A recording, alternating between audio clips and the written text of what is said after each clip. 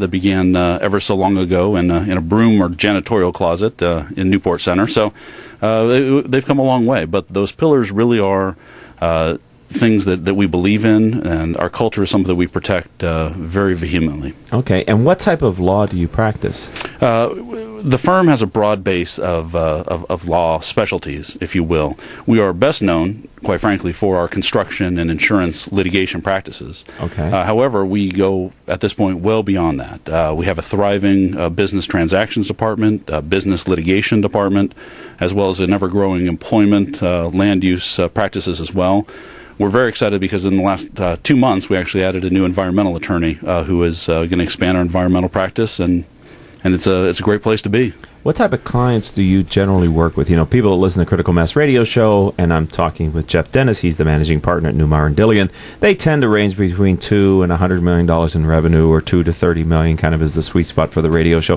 What type of clients generally do business with your firm? It really varies, Rick. We have single entity clients. We have large national residential developers who we call as clients.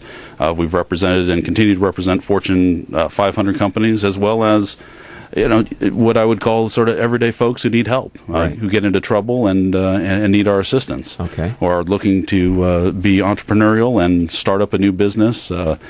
Joint ventures, we help them both on the transactional side, and if things go south, we're there to help them in the litigation as well. Okay. Well, we're talking with, as I said, Jeff Dennis. He is managing partner at Newmeyer and Dillion. Tell me a little bit about yourself. How did you end up at Newmeyer and Dillion? It was a pretty straightforward story. I grew up in Southern California myself, attended Occidental College, where I got my undergrad degree, and played a little Division III football, which was fun. Right. Went to USC for law school, where I did not play football, and ended up out of law school going to a firm in the Central Valley, McCormick Barstow, which is the largest firm in the Central Valley. Okay. And during my 2.5 years in Fresno, I started practicing in the construction industry, representing, of all things, fireplace subcontractors.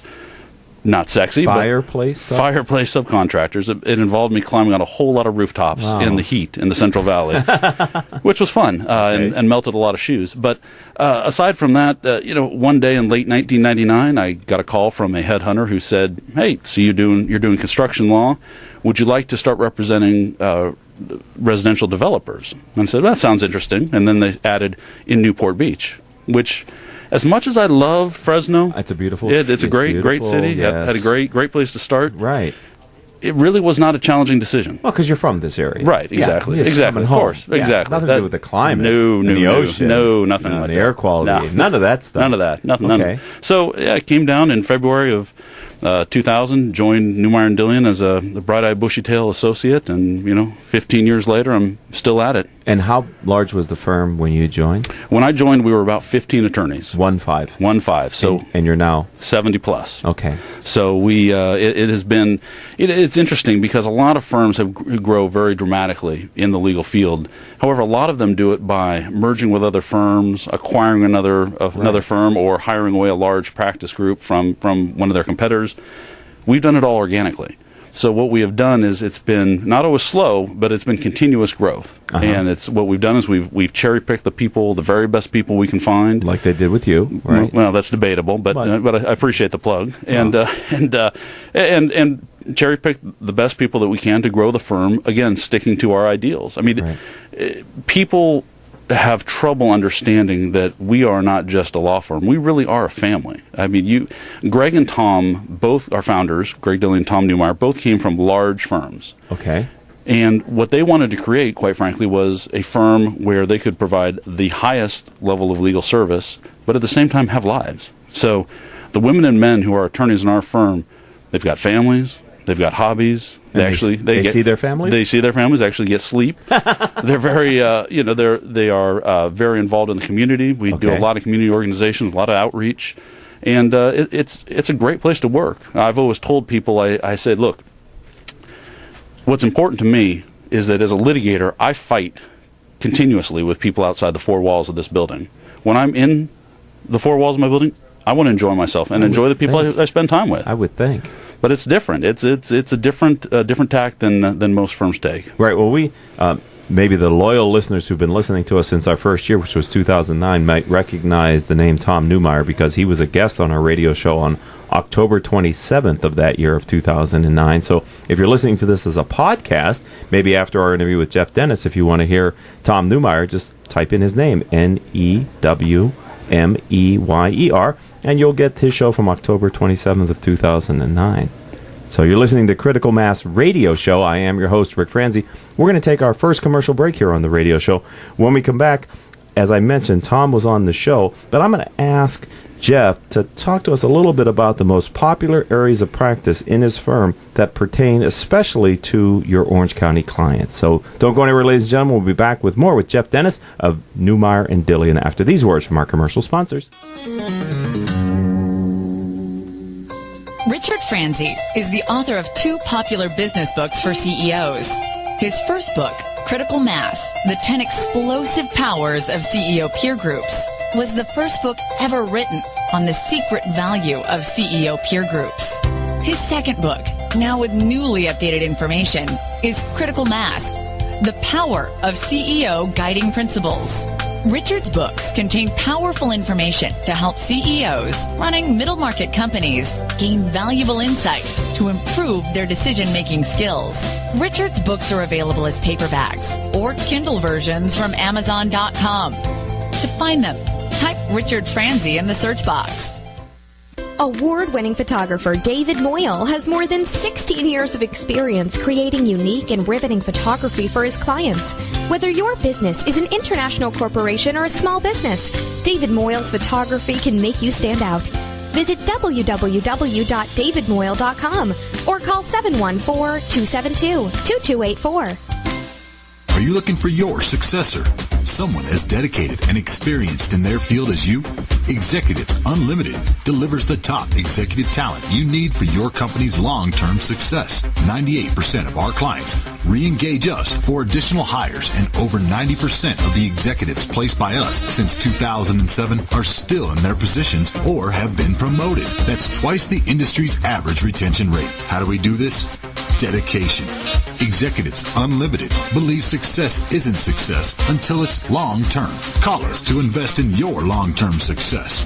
562-627-3800 or visit us at executivesunlimited.com. Let our long-term success leverage yours.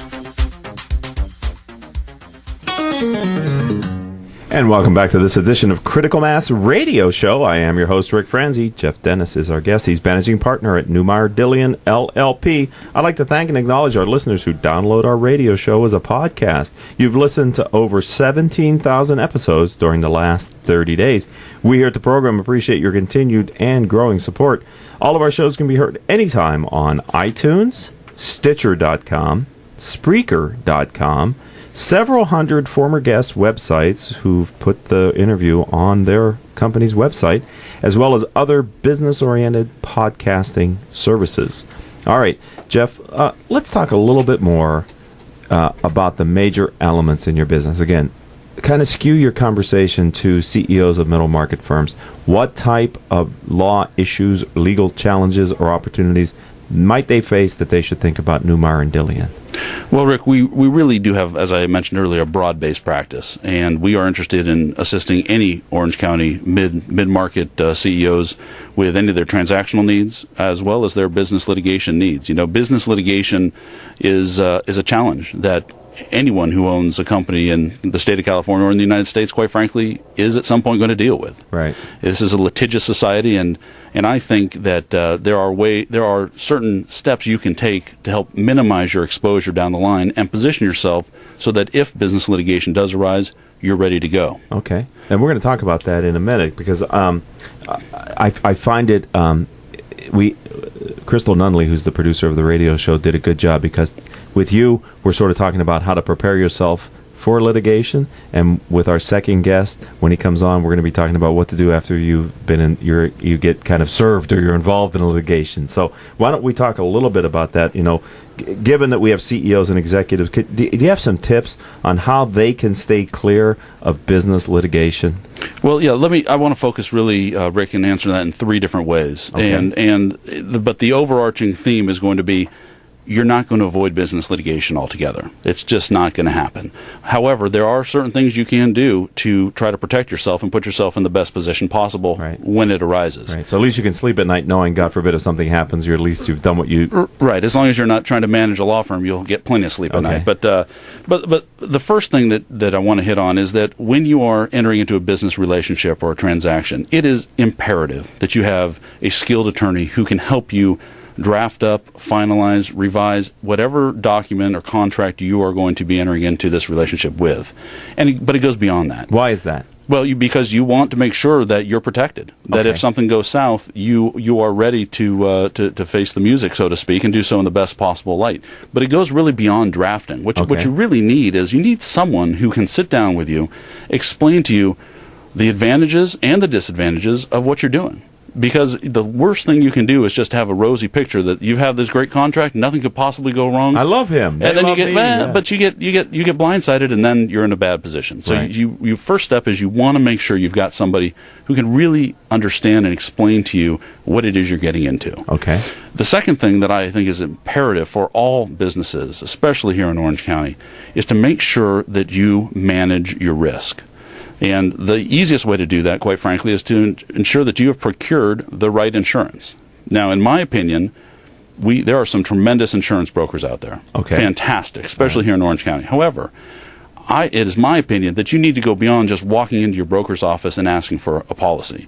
You need to understand, am I getting the right policy for what I do and what I need? Is it going to protect me not only today but tomorrow and however long this policy is going to be in place? Does it have the right limits? And am I going with an insurance company that's actually going to exist? Right. The insurance industry, especially in the last 5, 6, 7 years, has gone just a tidal wave of change. Okay. You've got companies entering, leaving the market. You need to make sure that when you're procuring insurance, you're managing your risk in the appropriate way. Okay. Getting the right policies in place, whether it be E&O, D&O, general liability, whatever it is. Okay. Something that you can get help with. And so the last thing I want to hit on, and this is sort of a newer thing that's coming into vogue these days, and it's information governance.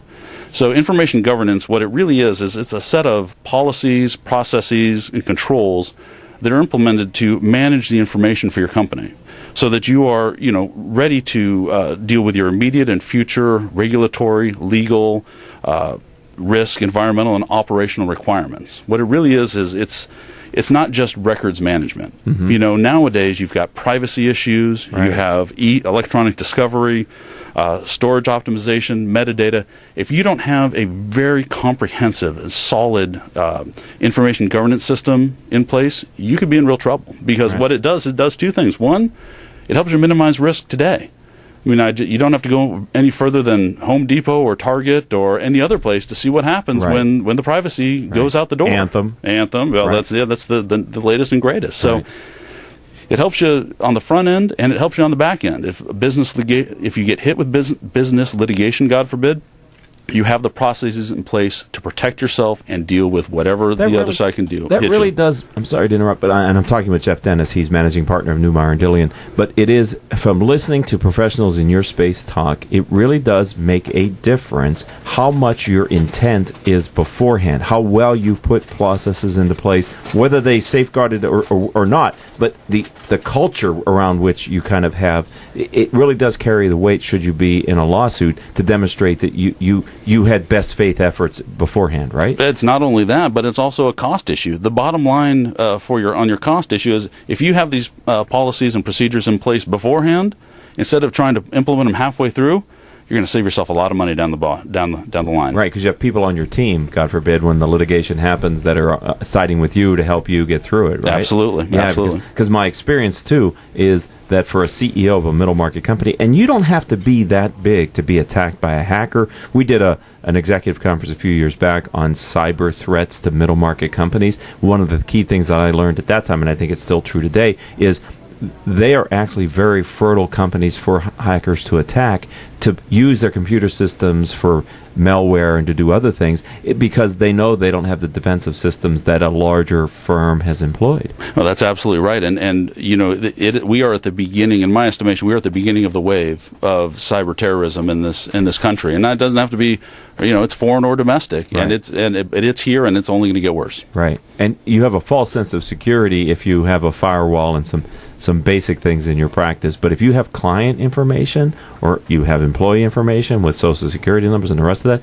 you have to make sure you've taken significant steps to protect that information. Because the other thing I learned from that conference that I led is the brand damage that can do to a small company can be huge. Right. It may be mortal, fatal. Absolutely. Right? It could be insurmountable. Right. If people aren't going to do, you know, people are going to continue to do business with Target and Home Depot, but, you know, ABC store that is just getting started and you get hit, that could be the end. Right. It could be the end. People could walk away from you. Plus, the cost to remediate that, which is mandated, can be significant even for a small company. It's true. Okay. We're talking with Jeff Dennis. He's managing partner in Newmeyer and Dillion. You know, a question I like to ask, and we were looking at the book that we print on this subject, and we asked Tom that back in 2009. Jeff, of all the things that you've learned and kind of as you've evolved in your position of leadership with Newmeyer and Dillion, what is your guiding principle, you know, your overarching philosophy for how you are leading the firm in the future?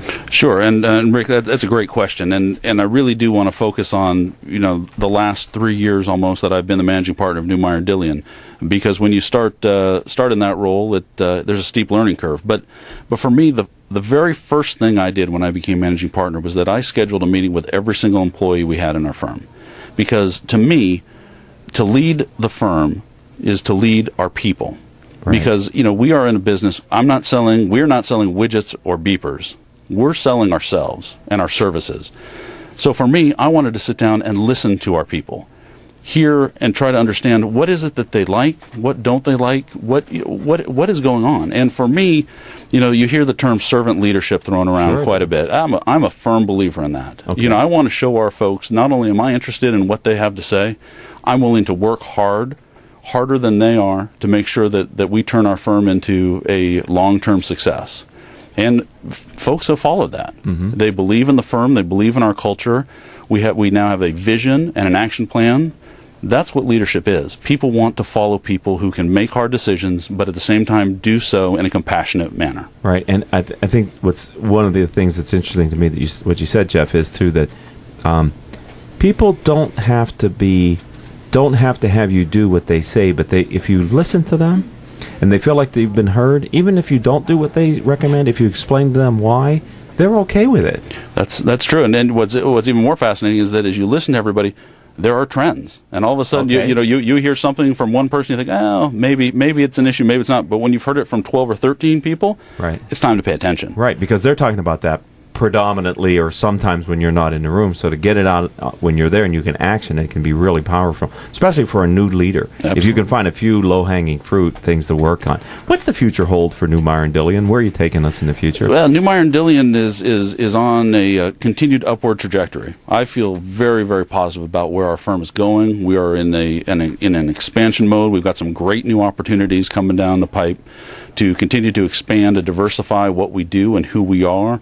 The new office in Nevada gives us a reach into another state, which is very exciting. Right. And we continue to expand our base and grow even better and better attorneys. So we're excited about the future, and I hope to be back in another 10 years, Rick, with you, and we can talk about when we're 170 attorneys. Okay. And we'll go from there. Deal. We're on. If someone wants to find your website, how do they find you online? Very, very easy. It's the internet. We are www.ndlf, Newmeyer Dillion Law Firm, very original.com. People can also contact me by phone if they'd like. Sure. Phone number is 949-854-7000.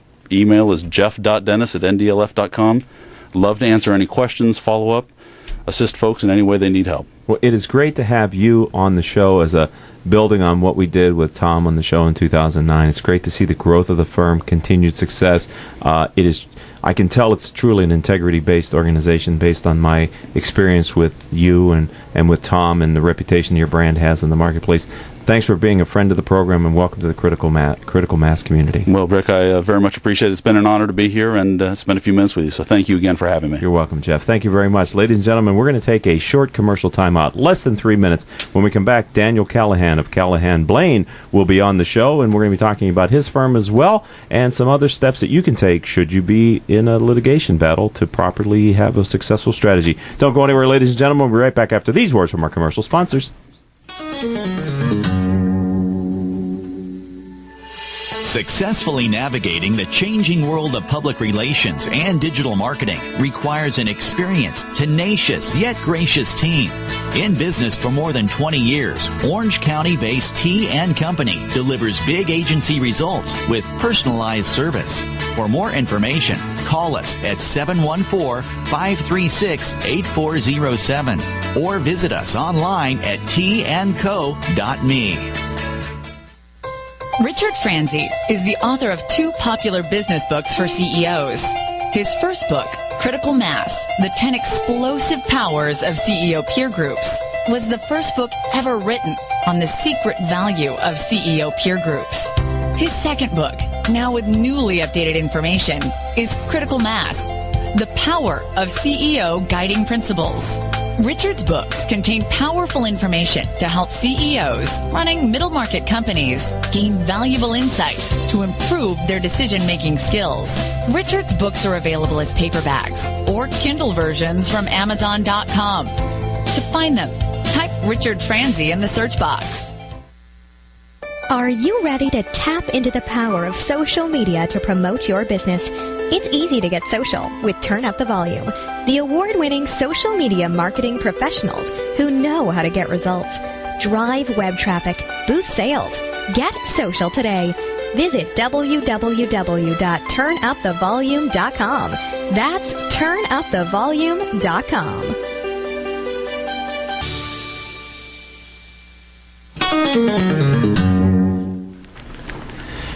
And welcome back to this edition of Critical Mass Radio Show. As promised, Dan Callahan of Callahan and Blaine is here in the studio. We're going to get with him in just 1 minute. But before we do, I just want to let you know that our audience demographic is 98% business owners and executives who listen to learn from the experiences of our guests, just like today's guest. If your firm is interested in reaching these top decision makers, then advertising on a radio show is your answer.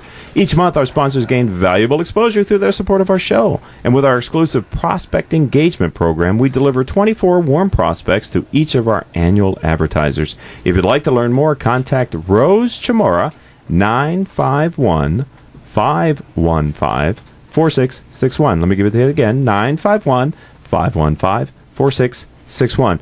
More information can be found on my website, which is criticalmass4business.com.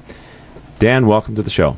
Thank you, Rick. Pleasure to be here. It's good to have you back. As many of you know who are loyal listeners, Dan Callahan was on our show before. If you want to hear his previous show, you can type in his last name, Callahan, or go to May 4th of 2010. You'll be able to hear my interview.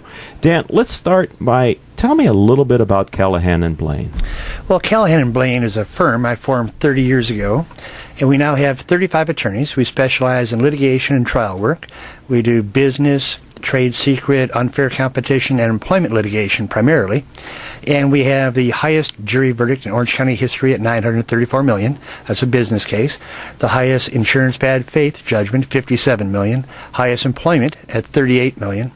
And the highest personal injury in the United States history, settlement, for $50 million. So as you can see, we do a variety of areas. And let me expand on that just for a second. Sure, please do. What's critical when you pick a lawyer for litigation is to have somebody who's comfortable in the courtroom, somebody who's been there before with proven results. Some CEOs think what they should do, let's say they have an employment case. Well, then I have to get an employment lawyer. But not really. You need to have somebody who's good in court. An employment lawyer, if he knows wage and hour, doesn't do you any good on a wrongful termination. If he knows wrongful termination, doesn't do you any good on employment discrimination. Okay. All cases really come down to just 1 or 2 statutes and 2 or 3 cases, which are fairly simple to learn. Then, if you have the litigation skills, you can go in and you can win. Okay. So your position is that experience is more important than your domain expertise in the subject matter. Totally. What's really important is being able to go into court and know the judges, know what they like, know how to present your evidence, and know how to win. Okay. Is that a different world in the courtroom than in life? It is a totally different world. It's something I'm very used to because I've been doing it now for 35 years. So when did you know that's where you belong? Probably when I'm not saying that's where you belong in the courtroom, but you know what I'm saying? That you're in your element there. Well, at an early age, like in high school, I was on the debate team. I did very well. My parents encouraged me to go and become a lawyer. It was always in my mind to become a lawyer, so I just hopped on that track. I went to college, went to law school, went into litigation. I've been doing it ever since. Okay, because that's the difference, right?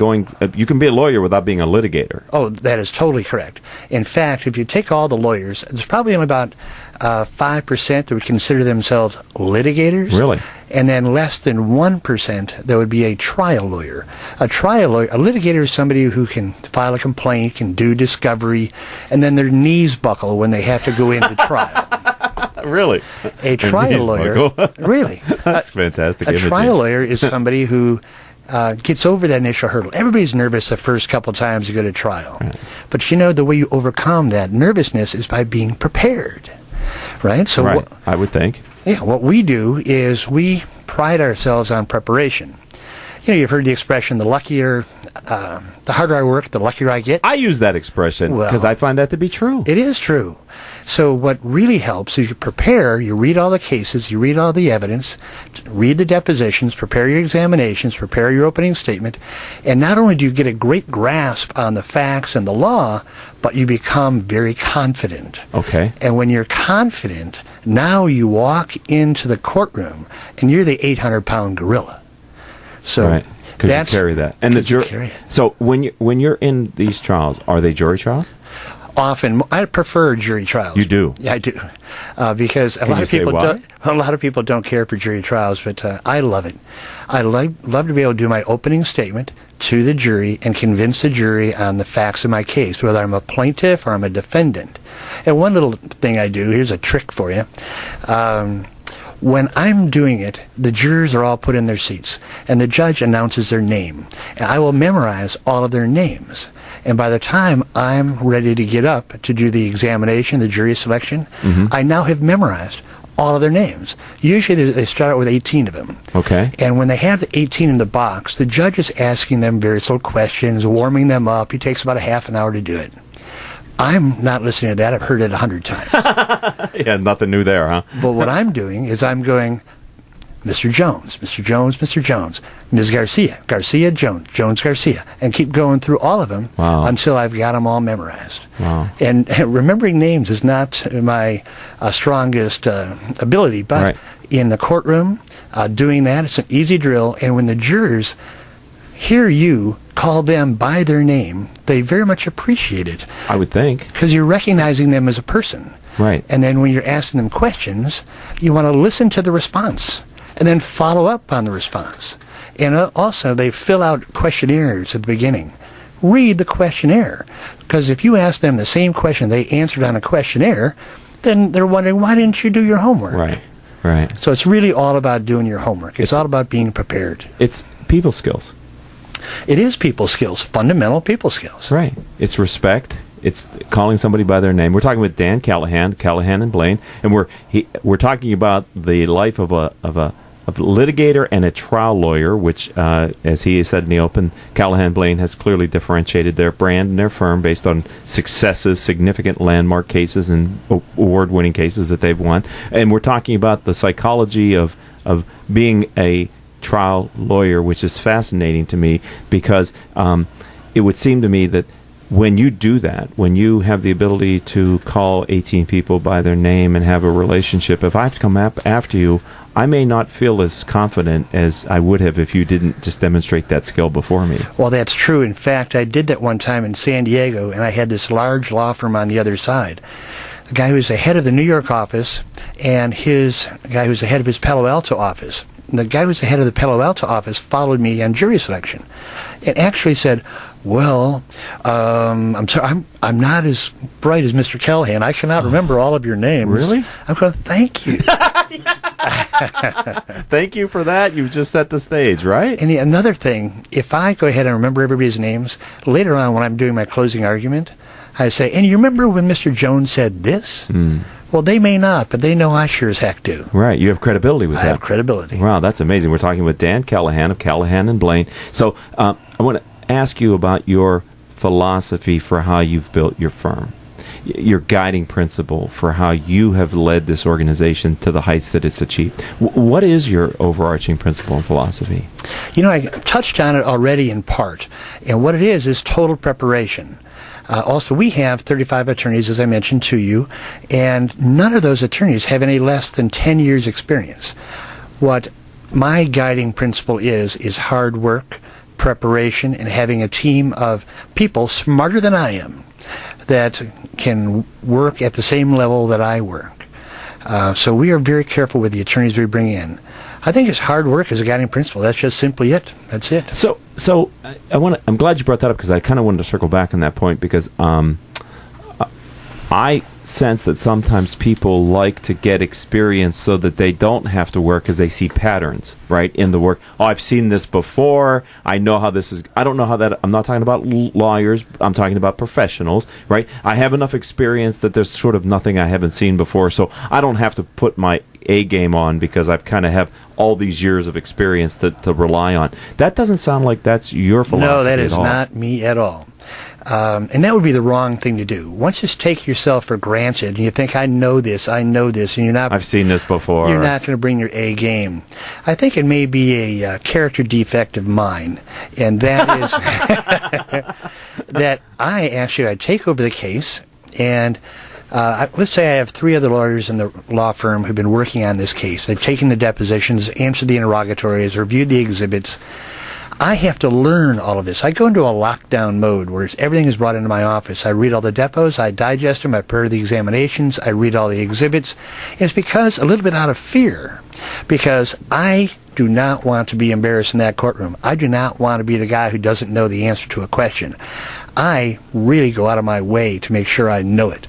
In essence, what I've done is I tend to put the other side's attorney on a pedestal. Okay. And I prepare to fight this Goliath. Right. When they show up, they're just as big as I am, but I'm more prepared than they are. So that is a lot of work, though, isn't it, to go through all the pre-work that your attorneys have done, the depositions, to read all the written material? I mean, that must take hours of your time. But that's what we're known for. Our firm is known for that. So as a result of that, when we do go to trial, we get great results. As I told you about the $934 million, the $50 million, $38 million, $57 million, etc.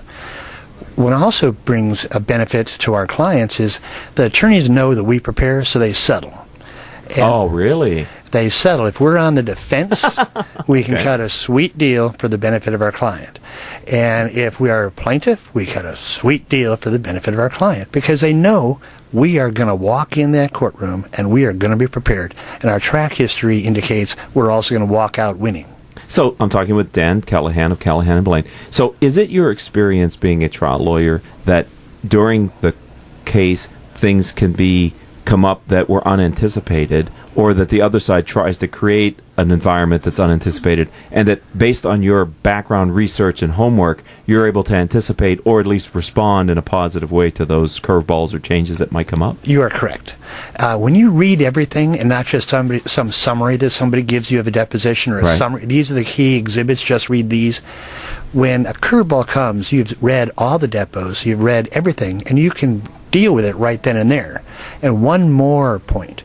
When you are prepared, you have the examination for all the witnesses already done, with link to exhibits and deposition testimony. Okay. Now, if a curveball comes up, you can go back to the office. You can work on that curveball before the next day, as opposed to having to go back to the office and say, oh, wait, I got to prepare for Mr. Smith's examination tomorrow. I haven't done it yet. If you've already done it, you have the leisure to go off on these other venues, other avenues, right? To make sure that everything's going good. So is it, and excuse this question if it doesn't make sense to you, but is being a trial lawyer a bit of a performance art then? It is. It's a little theater. It is a little I mean, I'm not theater. trying to minimize it, but I'm trying to say you're dealing with people and you're trying, especially in a jury trial, right? I mean, they're making decisions about you constantly. Constantly. From the moment you walk into the courtroom, in fact, before then, I tell all of my attorneys that when you get within a few blocks of the courthouse, keep in mind, there can be a juror anywhere. Oh, wow, that's right. When you go Don't to cut them off. when you go to lunch, there's a panel of jurors not yet selected, but they may be there in the same restaurant as you. Right. Just be professional at all times, not just when you walk into the courtroom, but when you're down in the cafeteria, when you're in the parking lot, anywhere. If you just really conduct yourself as a professional, as a life mission, right, it becomes a lot easier. Right. Yeah, because if I were the juror and you behaved one way outside of court and another way inside of court, I would think the way outside of court is the real you. Correct. And this is just some game, some act that you're not, and if anything, it might work against you even more then, right? I would think it would. Right. Okay, so we're on octalkradio.net and we're broadcasting live, so you can choose not to answer this question. That's fine. Is it the same when you don't have a jury trial? Is it still a performance when you're dealing with professionals who are in the courtroom, the judges and the people that are there and that are kind of used to that?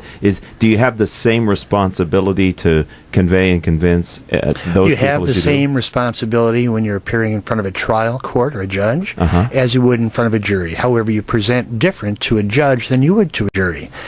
The judge is not going to be swayed by emotion as readily as a jury could be. Okay. So the arguments you present to the judge could be different. You're going to be focusing more on the legal arguments, a given case or two that control this particular issue that should render the decision in your favor. Okay. With a jury, you're not arguing cases. You're arguing facts, emotion, and logical links between different acts. Interesting. So you can get the jury to be going with you and the implications of everything you're saying. Right. So we're talking with Dan Callahan. So you're listening to Critical Mass Radio Show. So it sounds like maybe in a case in front of a judge, it's the competency of the law that you're presenting, and in front of the jury, it's the competency on the law, but it's layered with a little more human approach to it. Considerably more. And when you have your cross-examination of the witnesses, the way you tear a witness down in cross-examination has a huge impact upon the jury. Really?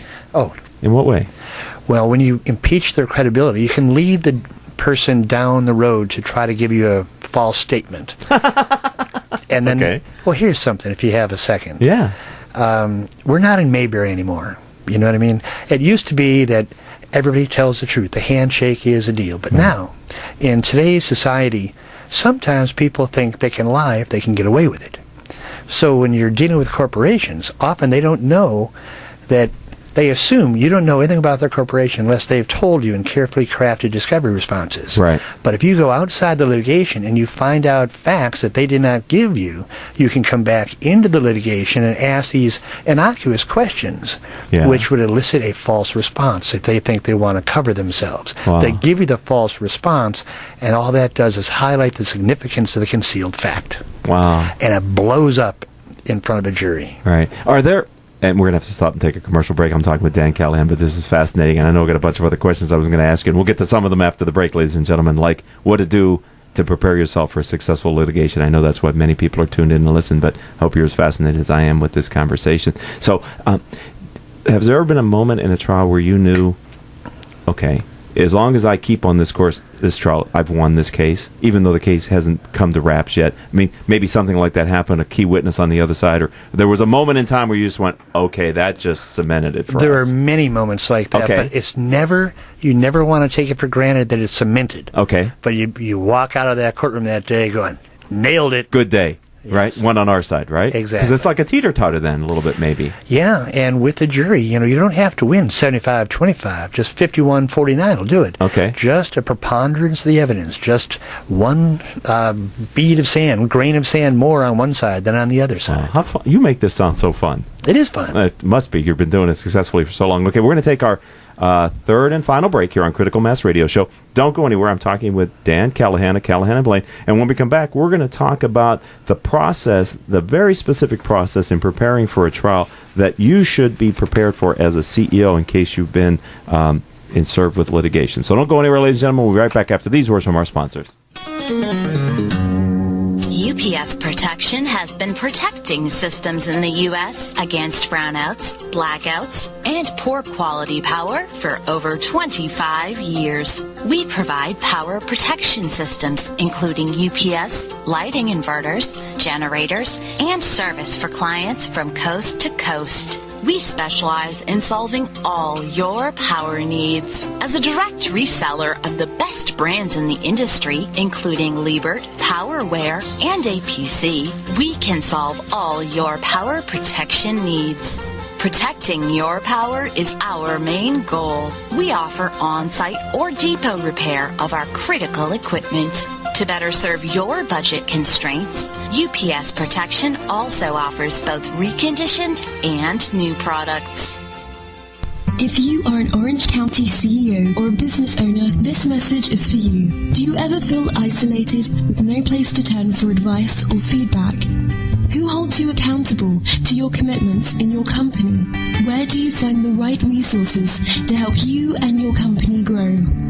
If you have had these questions, then Critical Mass for Business might be the answer for you. Critical Mass for Business is committed to helping you make better decisions through the power of peer learning. These are groups of peers who are running businesses just like you. CEO Peer Groups provides a great sounding board to test fresh ideas and new concepts, review your strategic plans and tactical goals, and present issues and opportunities for a critical discussion. The result is improved strategy, accountability, and improved business results. If you are interested in learning more, go to www.criticalmassforbusiness.com and learn about our CEO Peer Groups. CEO Peer Groups is a registered trademark of Critical Mass for Business. Let's face it, not all company challenges are the same, which is why Strategic Market Intelligence can help identify the actionable information you need to be more competitive. Gain a better understanding of your brand, competition, best prospects, or new product opportunities to generate greater revenues in 2015. Call 949-357-9547 or visit www.strategicmarketintelligence.com. And welcome back to this edition of Critical Mass Radio Show. I am your host, Rick Franzi. Dan Callahan of Callahan and Blaine is here. And as we advertise both in the newsletter that many of you get, and also, as I said, at the open of the show and here in the open of his segment, one of the things that I wanted Dan to talk to us about is what every CEO should do once their firm has been sued. In other words, how do you implement a successful litigation strategy? So, Dan, can you give us, based on your experience, what CEOs should be thinking about once they've been served? Certainly. Well, first what you have to do is meet with your attorneys and try to develop a successful, realistic litigation strategy that meets the client's goals. You want to have a strategy that also is consistent with what your client's trying to achieve in his business. So it may be you don't want to do anything that would upset his relationship with vendors or with clients or strategic partners. Sometimes you have to take depositions of third-party witnesses who want to be careful. They meet with the client to know what's good and what's bad. Right? But then basically you have to make sure you get your hands on all the documents that are potentially relevant to the case. You want to interview all the witnesses that are potentially relevant. You want to learn about those third-party witnesses that may not be under anybody's control, but you want to be able to speak to them in advance so you get their statement or see where they're coming down on the issue. And you know what else is really important at the very, very beginning? And I'm glad this occurred to me. What you want to do, let's say you're representing somebody who just got sued. Okay. You want to get an insurance specialist to look at the allegations in the complaint to see if you have insurance coverage. You do not want to send this to your insurance broker because the insurance broker sells policies, doesn't know what's in them. Okay. You don't want to just submit it to the claims handler because their job is to deny claims. You want to go to a lawyer who specializes in insurance, and we, of course, at Callahan and Blaine have that in-house with a few guys. One guy was a chairman of the insurance law section of the bar for the last 10 years. He was also adjunct professor at USC on insurance law. And frankly, back when I knew insurance really well, I taught him this. So he knows what he's talking about then. He does. I mean, I set nationwide precedent on getting insurance coverage for patent infringement back in about 88, and also statewide precedent getting insurance coverage for misappropriation of trade secrets. Both of these cases were under general liability policies, slip and fall policies. And you'd be surprised with what I'm not going to give you a lecture on insurance law right now, but Okay. if you go to someone who has knowledge about insurance, he can make the appropriate tender of that claim to your insurance company, and you can get all of your defense fees picked up. And if you're crafty, you can also file a cross-complaint on behalf of your client that would go into the other side's insurance policy, and then when it all comes down towards the end of the road, not only do you win defeating the claims against you and have that paid by the insurance company, but you can prevail on your cross-complaint and get that paid from the insurance proceeds of the other side. Wow. So this is a key thing that people have to do early in their preparation. And let me tell you why. If you don't get reimbursed. So let's say you have a lawsuit, you're served on January 1st. And then you start litigating it, you start doing this process, and somewhere along the lines it occurs to someone, I wonder if you have insurance coverage for this. And 4 months down the road, they tender to the insurance company. Well, during that first 4 months where you've not yet tendered to the insurance company has no obligation to reimburse you for those fees. Okay, so those are hours that are lost. Only from the very first day that you tender. And also, if you don't go to an insurance specialist and you go to somebody who just says, hey, maybe there's coverage, and they mail a letter off to the carrier denies it. The insurance company make a lot of money, not just on collecting premiums, but in denying claims. Now, if you had creditors who can just go ahead and give you bills, and you say, well, I think I'll pay these 3 and deny those 7. Right? And then of the 7 that you deny, 5 of them go away. Great. You just avoided paying 5 of those obligations, right? So I'm not trying to be really critical about insurance companies, but the claims personnel have a mindset to try to find a way to deny a claim. Right, but the learning for the CEO of running a business is to find that legal expert who can help to file. Exactly. Okay, and for Callahan and Blaine, you have those people in-house. We certainly so do. it sounds like it's a part of what you do in getting ready for a successful litigation strategy. I became very knowledgeable about insurance in 1985 when there's a change in the law. Okay. And by 1988, I thought I can get insurance coverage for anything. You know, Probably right. I had more balls than brains, you know. But as it turns out, I was able to get insurance coverage for patent infringement under a slip and fall policy, just by follow the bouncing ball. Wow. You know, link the various insurance concepts together. Okay. So I went around the nation lecturing all these patent law firms and patent associations on how to do it. And all they really remembered when they woke up in the morning was, that guy knew how to do it. Give me his card. Yeah, so I his phone would number. represent clients on insurance matters all throughout the United States. Same thing in California on the misappropriation of trade secrets. I've set statewide precedent on that. Subsequently, I have turned that over to a partner of mine to really work on the insurance, and I'm dedicating myself to trial. Right. Sounds like where you put your best foot forward, that seems to be where you excel. So tell me again, what type of firms do you help? People listen to the show, $2 to $100 million companies, Southern California, sometimes outside the state because we're on the internet. But what type of firms come to Callahan and Blaine when they have an issue? Well, we have a wide assortment. Okay. We have everything from multi-billion-dollar corporations to family-owned businesses.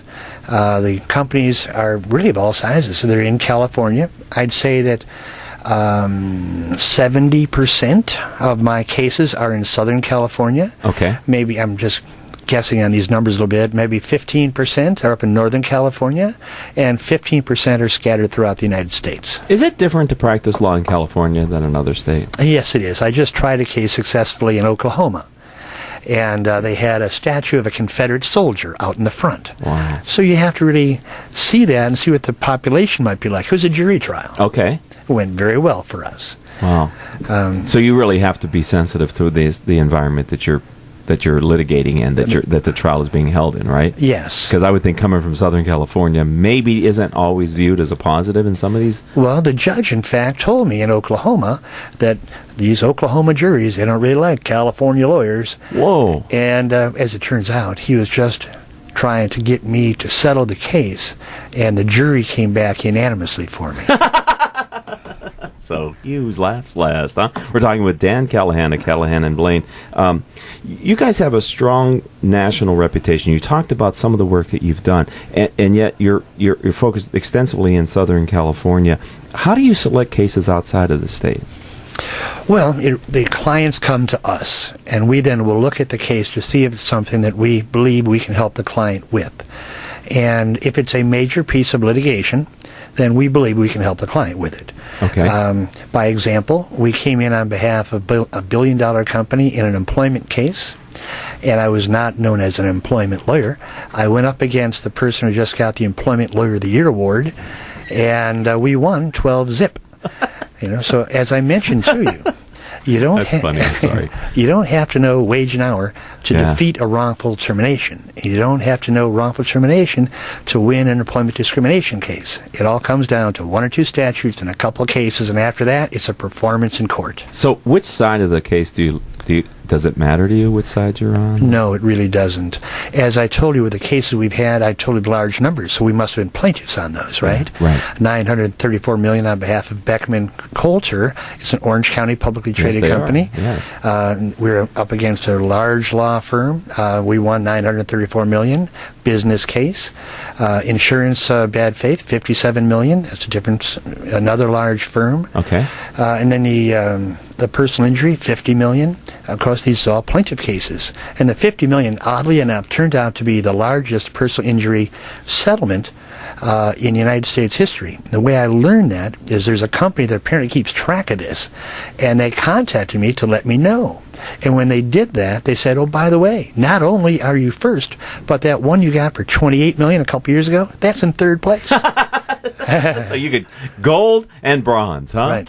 We just worked a case we represent, I don't want to mention client names right here, but there's a $250 million arbitration I handled in front of a retired Supreme Court justice from the California Supreme Court. And there's a very large international company from Las Vegas, owns a casino, in fact, that was coming against our client. And we defeated that, representing the defense. Okay. And the defense, that employment case, of the Employment Lawyer of the Year. Of course, we defeated that employment case. So we take both sides. The trial skills do not differ from plaintiff to defense. No, it's all about being prepared, having confidence when you walk into the courtroom, being able to assess the jury and the judge, and producing a result. Doesn't matter if you're on the plaintiff side or the defense side. Well, that's good to hear, because CEOs that are listening to this company, maybe they want to consider you or you and your firm, should they be in litigation, or maybe they consider you if they believe they've been wronged and they need to, right it. So if someone would like to learn more about Callahan and Blaine, how do they find you online? Well, Callahan-law.com. And how do you spell that? Callahan-law.com. Well, the time has flown by. I really have been looking forward to having you back in the studio to talk about what you do. You never disappoint. You always deliver great content. I'm sure the people that listen live have enjoyed it. And tell 2 friends to listen to this podcast. Crystal Nunley, our producer, will have it up tomorrow. So, Dan Callahan, thanks for being a friend of the program and a part of our community. Rick, thank you very much. I enjoyed it. It's my pleasure. All right, ladies and gentlemen, my engineer is telling me it's time to wrap it up. So I'd like to thank our advertisers: Center Club, Community Bank, Decision Toolbox, Executives Unlimited, MBN Design, S&H Rubber, Strategic Market Intelligence, Sunup Group, T & Company, Tone Software, Turn Up the Volume, and UPS Protection. Until the next show, this is your host, Rick Franzi, saying I hope that all of your business decisions will move your company in a positive direction.